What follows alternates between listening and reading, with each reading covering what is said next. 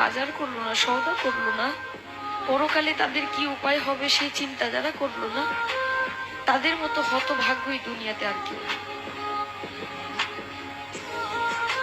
আজরাইল কিন্তু ঘুষ নেয় না। আমি অনেক টাকা গান করতে করতে অনেক টাকার মালিক, বাড়ি গাড়ি সবই আছে, যদি বলি যে আপাতত আমার গাড়িটা নিয়ে যান, আমাকে কয়েকটা দিন সময় দেন, মানবে? কারো কথা মানবে? মৃত্যুর কথা যে মানুষ দিনে 5 বার স্মরণ করে, সে কোনো ভুল কাজ করতে পারে না। একবার স্মরণ করে দেখেন, আপনি মরে গেলে আপনার সঙ্গে কে যাবে? আপনি মরে যাওয়ার সঙ্গে সঙ্গে সকল কিছু ভাগাভাগি হয়ে যাবে। আপনি মরার সঙ্গে সঙ্গে আপনার ব্যাংকে কি আছে সেটা নিয়ে আপনার সন্তান, আত্মীয় স্বজন সবাই একটা হইচই লাগাই দিবে। কিন্তু আপনি যে কোথায় যাবেন সেই চিন্তাটা কেউ করবে না।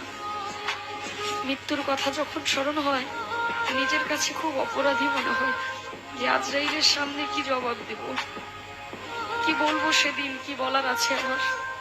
কিন্তু মালিকের কাছে একটাই চাওয়া, আমার নবী করিম সাল্লাল্লাহু আলাইহি ওয়াসাল্লামের কালেমা যেন আমার এই জবানে জারি হয়, আমি যেন মৃত্যুর সময় বলতে পারি কালেমায়ে তাইয়্যিব লা ইলাহা ইল্লাল্লাহু মুহাম্মাদুর রাসূলুল্লাহ সাল্লাল্লাহু